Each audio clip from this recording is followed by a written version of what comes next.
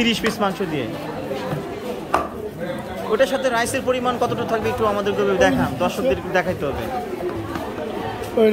এটা হলো রাইস, এবার মাংসটা একটু দেখান।